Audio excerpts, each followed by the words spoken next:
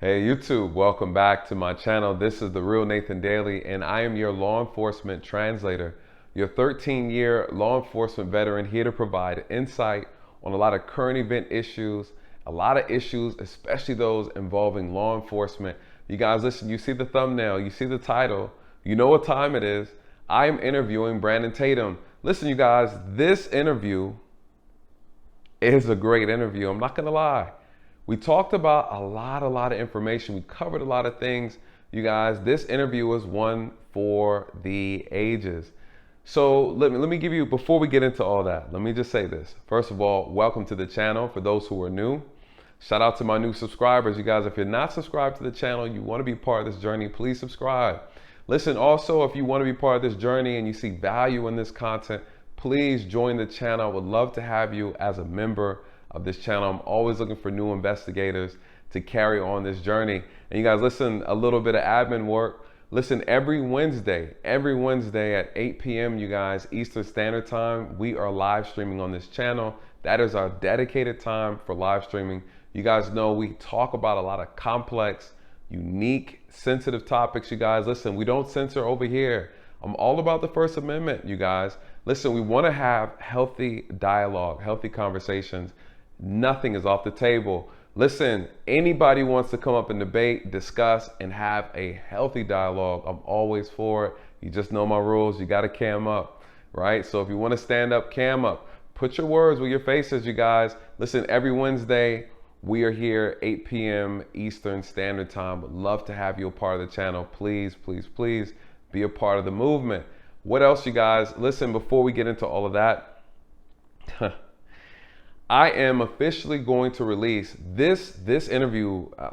Listen, the interview was amazing. A lot of people have a lot to say about Brandon Tatum, you guys. Listen, the whole concept of this stream is based on the idea of two sides of the same coin. Me and Brandon Tatum represent that very thing, you guys. Listen, we may agree on a lot of things, but there are some unique things about us that are different. But that's what makes this conversation worthwhile, you guys. I want to know if you're able to catch those things. Sometimes they're small, sometimes they're large, but the idea is that we are having a high-level surgical conversation about a multitude of things. Listen, the interview was 2 hours. It went on, and we had a great conversation, you guys. We covered a lot of things. We covered multiple high-profile cases. I asked Brandon some tough questions about his perspective on law enforcement and how people receive him, not just nationwide, but also within the Black community, guys. We touched on it all. And surprisingly, you guys, we had some great conversation. You saw the trailer. Listen, it's a lot of content.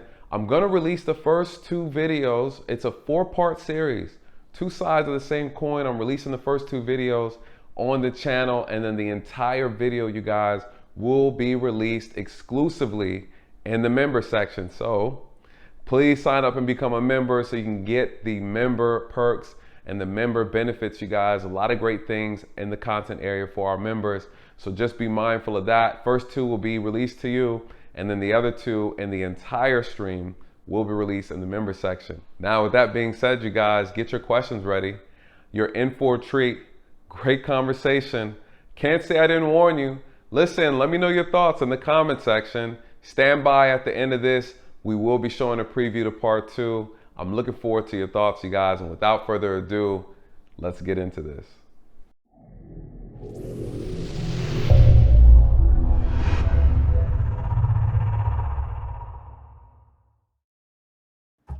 Brandon Tatum, thank you so much for joining us today on this wonderful morning. There's a lot to talk about, brother. Listen, this is about you today.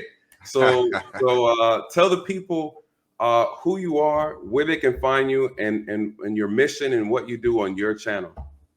Yeah, so again, thank you for having me on, brother. I really appreciate your channel, man. You do a lot of great work. You're a solid, intelligent individual, and I think you add so much value. That's one of the reasons why I'm here. Thank you. I was a police officer in Tucson, Arizona for about 6.5 years. While I was a police officer, I did a whole bunch of things on the department. I was a field training officer. I was a spokesperson for the police department for about a year.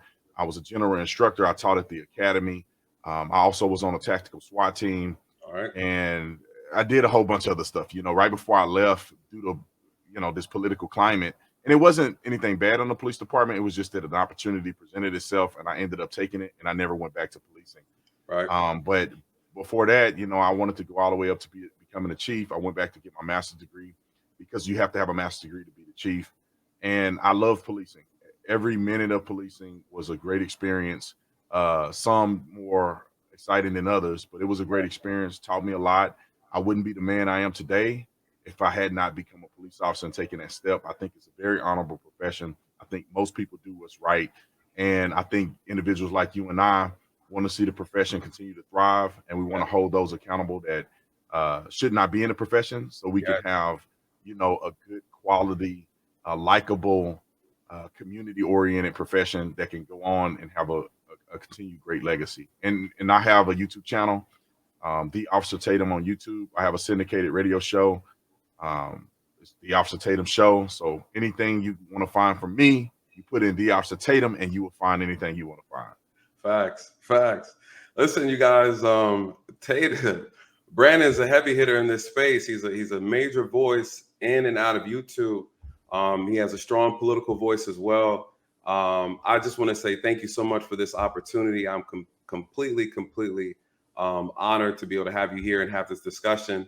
When I first got on YouTube, of course, people were like, hey, did you hear about Brandon? Did you hear about Brandon Tatum? He talked about this. Can you look at it?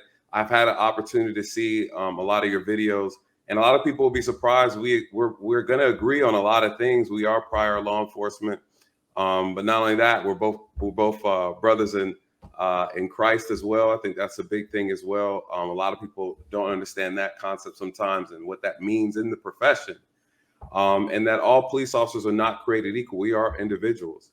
And so we do have different perspectives on certain things. And at the same time, there's a lot of things we do share similarities on. The title of this concept that I put together for us is called Two Sides of the Same Coin. And I think that's going to ring true. And so I want to ask you a question because what's the future of policing? We've gone through a lot in this profession. And it's been a lot. We've all witnessed it. What are your thoughts? What is the future of policing, and can we change? Can we make a change, in your opinion? Yeah, that's a great question. That's a very difficult question to answer. I wish that I had the magic ball and I can tell the future.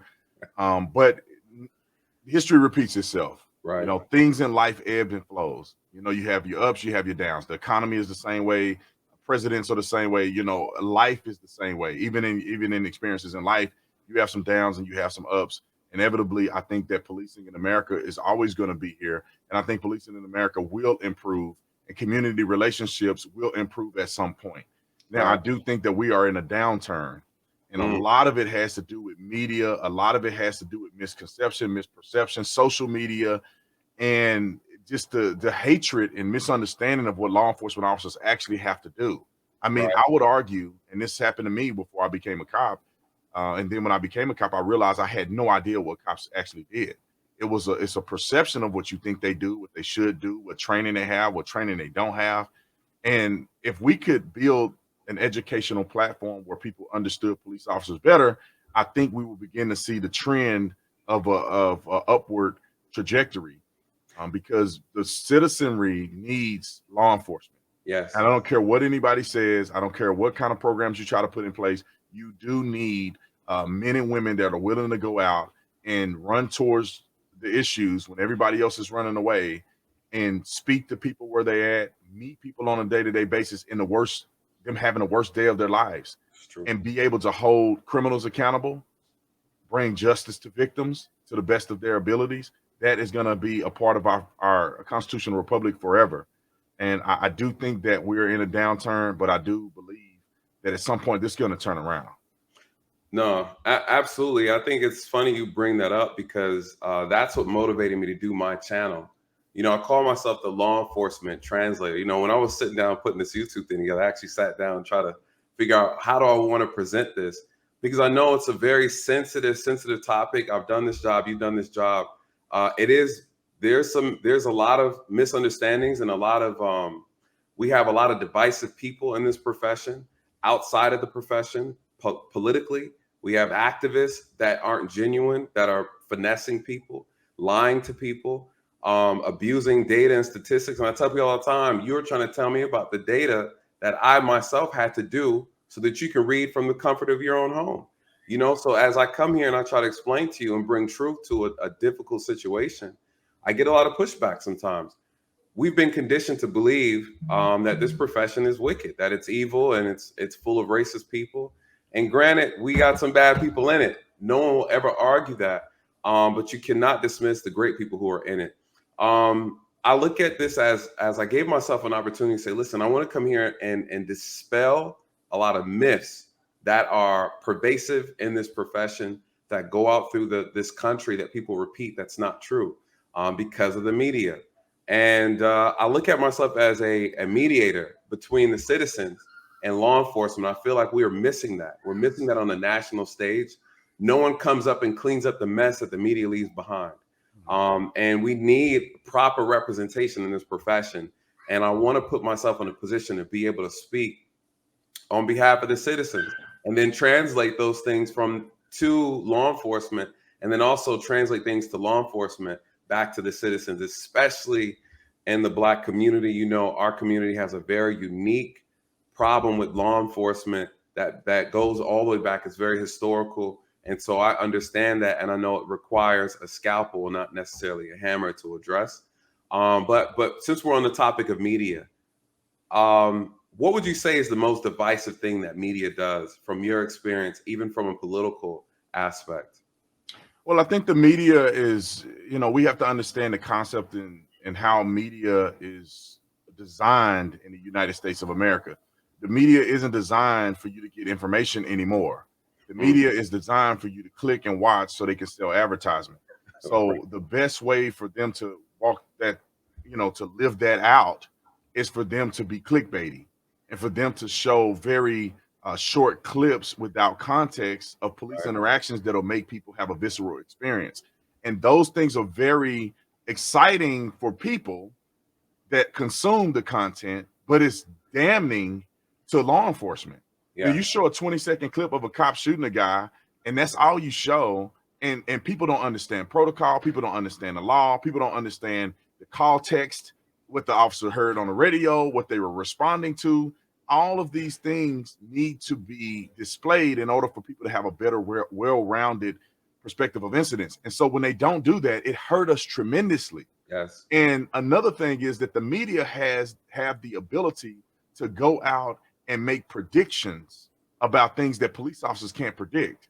Because when things are under investigation, police officers can't release body-worn cameras. They can't release certain investigatory information, because then they compromise the investigation as it is, pursued in court or anything like that. But the media don't have to do that. Right. They can make up whatever they want. They can use innuendo. They can do all kinds of things in order to make you click on it and watch.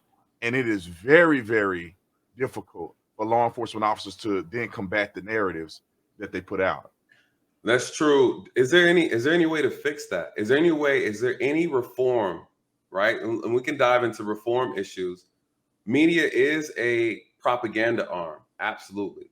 And again, this country has become very divisive between red and blue, white and black, as we already know it. People always ask me, I say, we know, Brandon, we know you're a conservative, right? Yeah. That's another strike against you in the Black community. They like, this brother's a cop and he's a conservative. He's a traitor, right? That's the thing that goes around a lot. I'm well aware I get called a sellout and a coon and an Uncle Tom all the time. They called me a coconut recently. So, but it is what it is. But reform, police reform. What are your thoughts on police reform? We know they put out the George Floyd Policing Act. I've had a chance to go through it extensively. I'm the type of person where, because I did the job, I don't know who they're getting these ideas from, first and foremost. It can't be people who are actually really doing the job. Has to be, well, I won't say that, but we don't know who they're getting this stuff from, right? But the reality is, when I look at these things, I'm like, this isn't going to fix the problem. There's so much stuff that there's real reform that's missing, and it begs to differ whether or not they really want to fix the problem. When it comes to police reform, what things off the top of your head, I know there's a lot, but just anything that comes to mind that you feel is important that's never addressed? All right, I think that's a great question. You know, I don't like to call it police reform. I Mm, like to call it, I could say, police innovation or something of that nature. mm, Because I think reform, uh, to me, it makes it appear that the current state that it's in needs to be completely reformed and changed. And I don't think so, because I think policing is done very well on a large scale. yeah. However, there's no police officer that I know on planet Earth Mm. will tell you that police don't need more training. There Fact. is we are not trained enough for the things that we are expected to do. Now Fact. we do the best with what we got, with the little money they pay us, with the little training they provide us, and with the lack of exposure to deadly force situations, because we don't kill people every day. This is fact. And what happens is, when you don't have a lot of adequate training and you don't have a lot of real life exposure, when the stuff hit the fan, you're drawing from what you already have in you, and if you don't have a lot, then you are in a very difficult position. So I think that one innovative way to help policing um, improve is to get officers more training, more force on force training, more de-escalation training, and get them in ways in which they can be exposed to scenarios that they typically aren't exposed to in their line of work. Yes. So Yes. these are the things that I think that can be conducive for police, and that can make things better. I know that a lot of people want to, you know, let me give you an example. Hmm. The George Floyd reform bill, or whatever the thing is. First of all, they should have never named it after George Floyd, because I don't think he's a good example, in my opinion, of anything that's reformist, right? Right. Because they did the same thing about Breonna Taylor. There's nothing that you could reform that would have saved George Floyd's life. Hmm. Kneeling on somebody's neck is already against the law. They Right. do not train you as a cop to kneel on somebody's neck until they die. That Correct. is not in the protocol. So there's no police reform that we can gather from that situation that could have changed it. The cop is going to do what he did, and he's going to go to jail over it. Breonna Taylor was the same thing. They had the Breonna Taylor law or whatever, where they banned no knock warrants. Well, they didn't conduct the no knock warrant on Breonna Taylor's house. They conduct a knock warrant. If they had conduct a no knock warrant, she probably would be alive today. So the people who have the vested interest in creating these reform laws, they are not doing this for real purposes. They're doing it for virtue signaling and political reasons. They should have talked to police officers. So instead of them coming from a place of hating police and thinking that all police are bad and systemically racist, they should talk to police and say, what do you need to be more successful? And Yes. I think that that'll be a better approach. And training is one of those things. You know, also, being a police officer, you have to learn how to be a great communicator. Yes. And that's taught, we were taught that, but is that universally taught around the entire United States of America? Are cops taught, how do you communicate? How do you talk yourself out of a deadly force situation when you can avoid it, right? Somebody pull a gun on you, there ain't no talking. But if Correct. somebody's at a point where you know they're going through a crisis, that person just need help, how do you teach an officer to say, okay, I may feel like I want to put you in handcuffs and use force against you, but I can use my words to de-escalate. I can use my words to give you the impression that I really care about you, and maybe the outcome will be different. Those are all things that police would argue. We wish we had more time, money to do those trainings, and things would be better. Man, I have to agree with you on that. I think that's where the biggest misconception is. People just don't know the profession, and that's the reason why I wanted to bring a lot of insight to it. And it's difficult, and I think one of the biggest challenges is that I often I have conversations with people in the military. They're like, "Hey, how come you guys are allowed to do this? We weren't trained that way." I said, "We don't get as much training as you guys get. They run us back to they hot seat us back and forth like nonstop." There's not a lot of there's I won't say there's not a lot of quality. There's different levels of quality of officers in the profession, and it's a difficult problem to fix, but it can be fixed. And there's a multitude of things that need to be done: better pay, better training, more consistent training. I tell people all the time that we lack in areas of defensive tactics. I don't know about your department, but they taught us one time in the academy, and that was it. Yeah, We were told that you had to go out and get your own, self-defense training consistently. I tell people we're taught, but we're not trained, right? But right. we're trained to shoot because we have to shoot twice a year. to qualify, but they don't put that same effort in hand-to-hand combat, right? Those are the things that will keep officers alive. For example, like the Patrick Leola case, where the officer shot Patrick in the back of the head. And when I broke the video down, the incident, I'm saying, listen, this is a poorly trained officer. Is it necessarily his fault? I mean, no, but at the same time, what I saw was someone who was unable to use any type of defensive tactic skills to subdue a unarmed person. And though it's hard to put a person in handcuffs with two officers, it's very difficult to put someone in handcuffs with one officer who is actively resisting.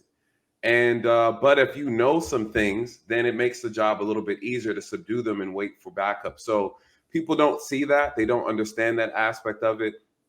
And I hope that my channel and have, go ahead. What were you about to? No, I agree. Oh, I yeah. agree with you. I agree with you 1,000%, man. And I wish that people would understand that. Try to put yourself in a position of a police officer. I ask many of these people, have you ever been in a fist fight before? Have you ever been in a fight? Many people have never been in a fight before. And you look at, when you go watch a movie or you go watch, the UFC, right. you may think, I would have kicked that guy. I would have swung him. Why is he not punching? It's like, because you've never been in a real fight before, and it's not that simple. But here's the thing too.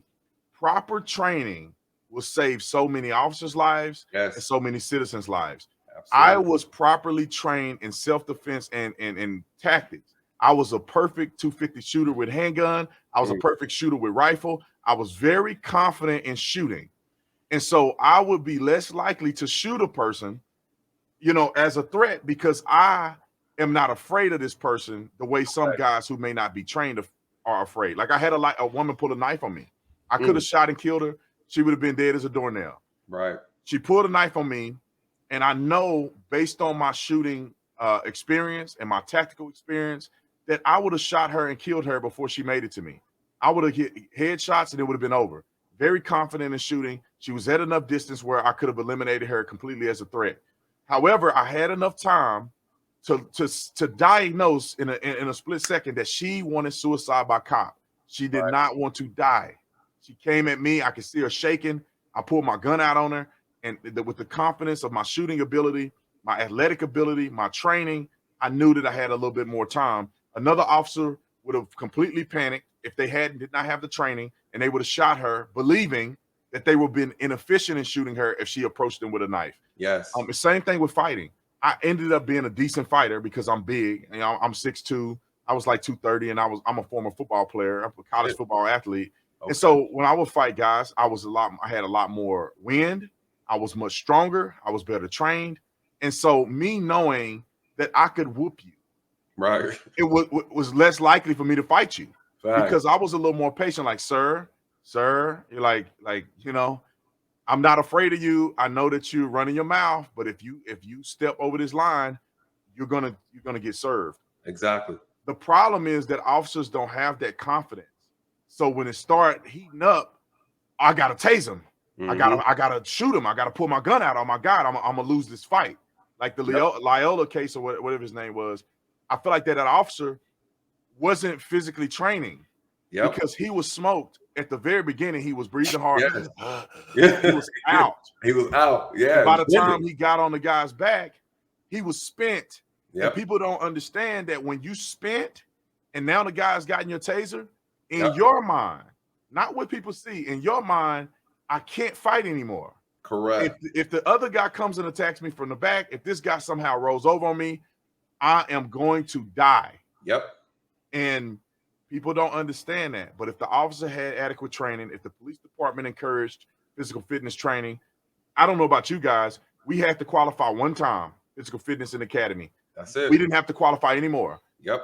We had officers that 300 some pounds, couldn't jump a fence, couldn't do a foot pursuit. And when they started, they had to pass the mile and a half and do the push-ups and sit-ups and all that. And now 15 years later, 10 years later, 8 years later, they're immobile. Yep. They're worthless police officers in a tactical situation or in a use of force situation. Absolutely. And they are a threat and a danger to not only officers, but to citizens. And they're a danger to citizens because I tell people all the time, if you put this officer in fear for his life, doesn't matter what you think is fearful. In that moment, if he's unable to defend himself, protect himself, you're out of here. The officer is justified in taking your life. Do not put yourself in a situation where someone else has to dictate your life, your freedom. And that's what I tell people all the time. You can only control your choices. You cannot control the consequences. You can't dictate what this officer is going to do if you put him in a bad situation. And, you know, and a lot of people don't understand that. And to your point, I'm a critical thinker. I took time to train. I have training in martial arts. I was very confident in my ability to subdue a person with my hands. I look forward to it.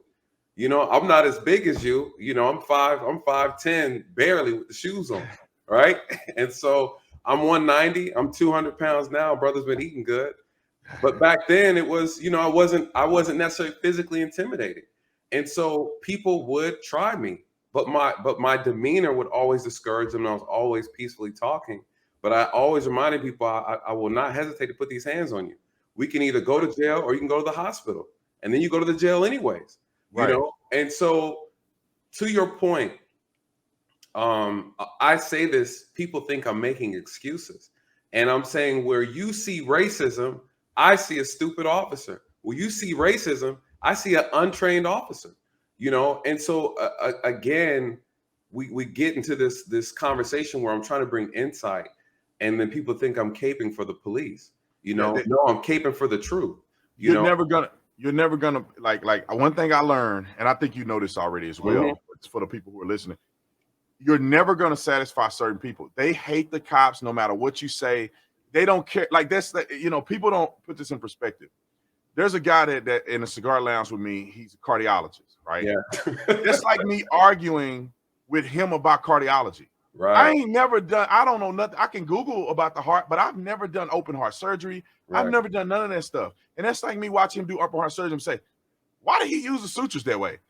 Why did they go for the heart first? Why didn't they go to this? And he would ask me, what training do you have to be able to give a fair synopsis of what I'm doing wrong?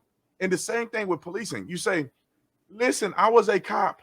I never met a racist cop. I met a few stupid ones. I Right. met cops who were racially insensitive, which Yeah. means that they didn't grow up in the hood. They don't grow up around, and even not in the hood, they Right. don't know how black people feel because they ain't black. They Right. don't know the underlying reasons why black people feel a certain way that I could speak to, but they couldn't speak to. Is that racism? No, it's not. Just like when I go into a Hispanic community, some of my guys who speak Spanish, the officers that speak Spanish with me, they get it in quicker than me. They Right. understand Hispanic culture. They understand people who speak Spanish, and they get to talking to them, and they don't want to talk to me no more. I'm chopped liver. They Right. want to talk to Officer Valenzuela because he's speaking Spanish to them. And Right. so, does that mean that I'm racist against Hispanic people? No, that means that I may not understand the culture. That's why diversified police departments are a really good measure. The problem is we try to recruit black police officers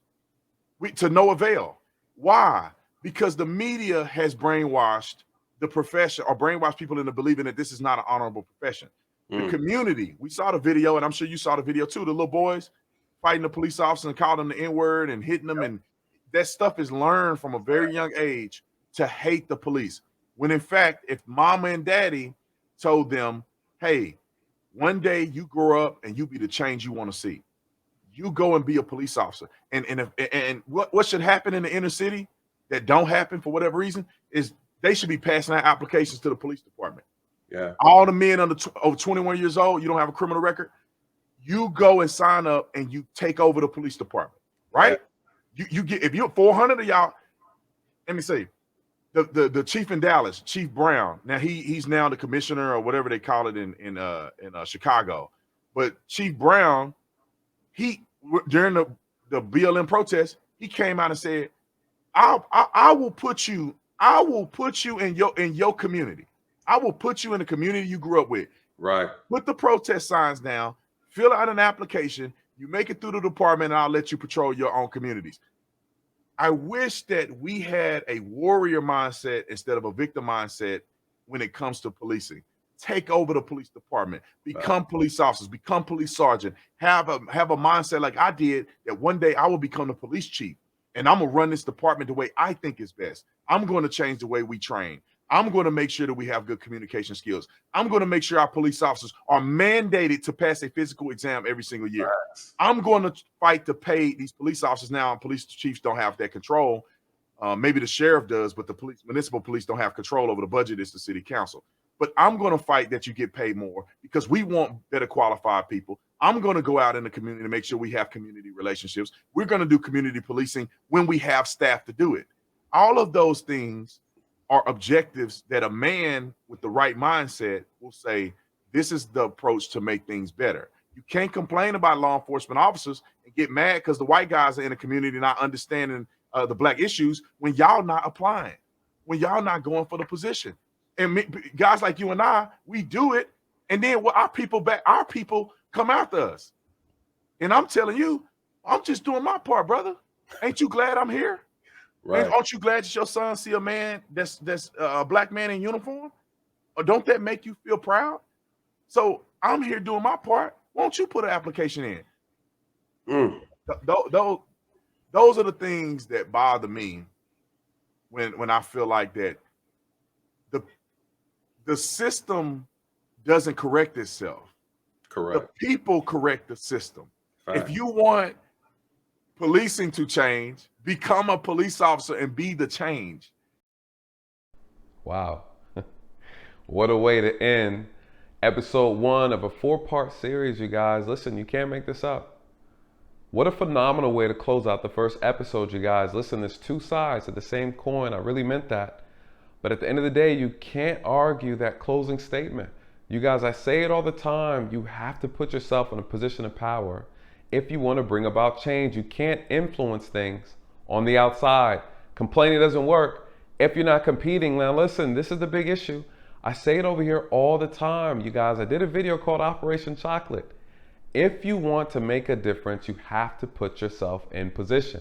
If you're not in position, regardless of what you say or what you think, listen, the game is going to play regardless. Even if you're on the bench, the game is going to play you whether you're playing or not. You guys, that's the reality, and those who understand how the game works are very, very well aware of that. Listen, this was a phenomenal conversation, you guys, but listen here, we only scratched the surface. If you want to see part 2, stand by. Next week, Wednesday, 8 p.m., same time, you guys will be here for the next premiere. And if you want to see the full interview, please join us in the member section. That's where you'll get it. You guys, please stand by for the preview for episode 2. But this leads into a conversation now of what about those who aren't doing a good job? And I think this is where, again, I think that we have a lot in common in understanding this profession. I think where I start hearing a lot of dissenting opinions when it comes to Brandon, it's always around Brandon don't hold the police accountable. People say, listen, Brandon's a sellout. And when it comes to police issues, he does not hold them accountable, even when evidence shows and supports that the officers, 1, violated the law, 2, the officers did something unethical. He still tries to find a way to justify their wrong behavior.